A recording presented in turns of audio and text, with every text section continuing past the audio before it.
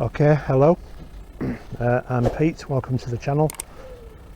I've come out to look at a railway tunnel today. It's not just any ordinary railway tunnel, I'll show you when we get there. And a number of people died digging this tunnel, the old navvies. 24 of them were alleged to have died building this, a day when there was no health and safety. I believe you can get quite close to it. It is on a live railway line, so we won't go down onto the track. Yeah, so it's estimated that around 24 people died building this in 1840s. They have got a big memorial to them, a replica of the tunnel. So what we'll do is we'll have a look around this tunnel through some beautiful woods. We'll get some footage of this, I think, for you to have a look at. And we'll go look at the campsite as well, where they were set up digging this. It was a time with no health and safety, and it was all done by shovel and wheelbarrow basically. There was no heavy equipment like we have today. It was all hard graft. I think it was something like 2,000 to 2,500 men worked on it for 3 or 4 years. So we'll go down there, we'll have a look, and we'll see what we can see.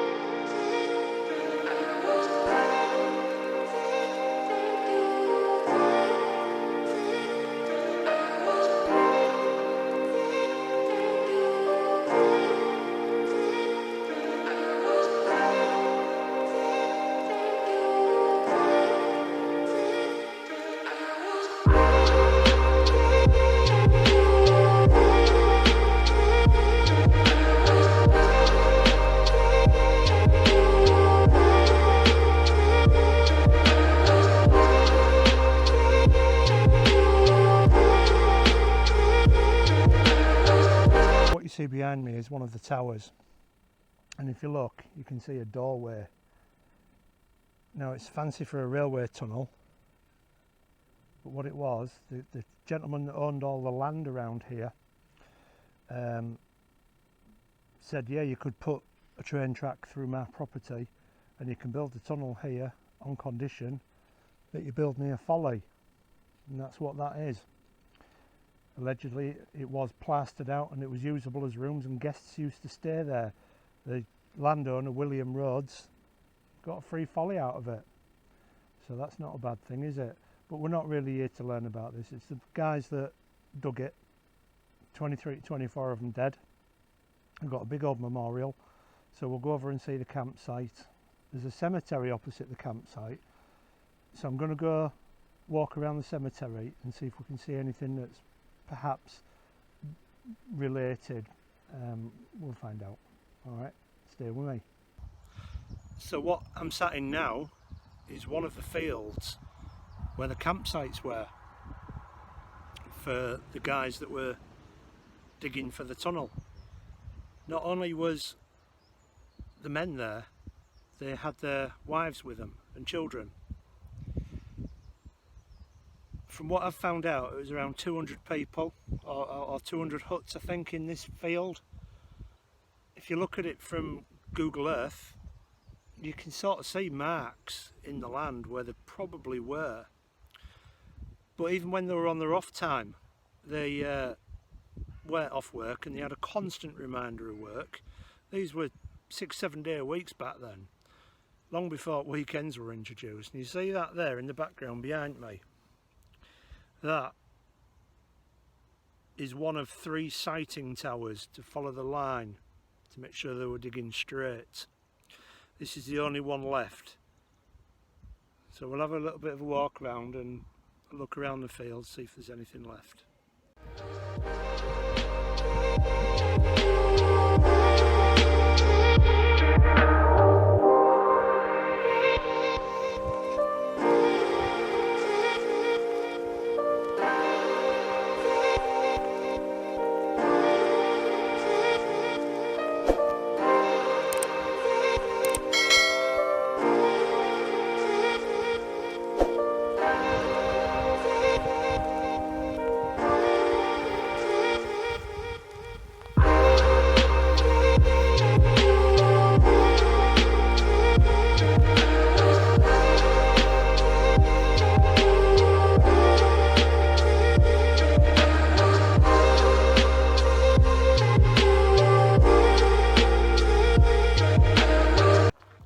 This is the cemetery, and as you can see, the tower there, right opposite where the camp was. Now, people will have not just died in those days from working on the tunnel, from collapses, injuries, infection, but poor living conditions. And I've walked around here and I've looked at every headstone, and there is not one that's related to the dates of when the tunnel was being built. Bramhope was, and still is, quite an affluent place, so it's unlikely that have even been allowed to have been buried here. And those that got taken to the LGI, because there was a cart here, because there was so many accidents and so many injuries that it was permanently based for the tunnel builders, so they could get taken to the LGI, and if they died at the LGI, chances are they will have ended up in a pauper's grave and probably virtually impossible to track down. But I do know where there is one headstone with a name on, and we will get into that a bit later. But for now, at Bramhope Cemetery, there is nothing to indicate the sacrifice of the men that worked on that tunnel. So we'll head over to Otley and we'll go and have a look at the memorial for the men.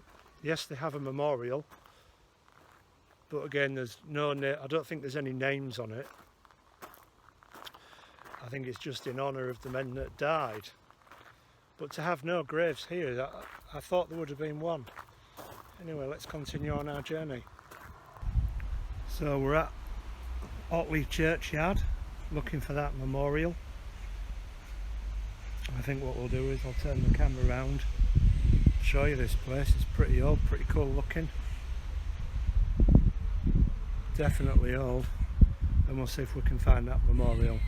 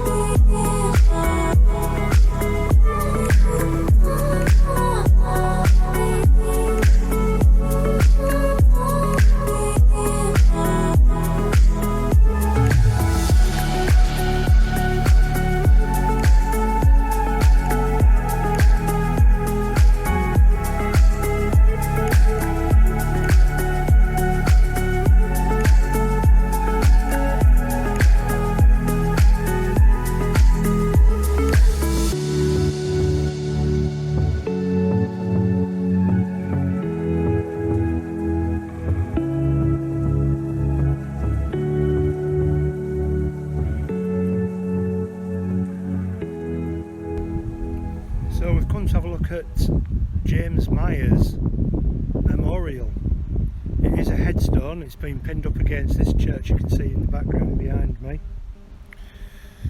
I'm assuming that this was a cemetery where I'm stood now, and they've removed all the headstones. They rarely dig up all the bodies, and his headstone's just over there. He was 22 years old. He died in the tunnel. It's unclear how he died. Could be a collapse. He died on the 3rd of May, and sadly his 3-year-old daughter died 3 weeks after he died. So what we'll do is we'll go over and we'll see his headstone, and we'll pay our respects.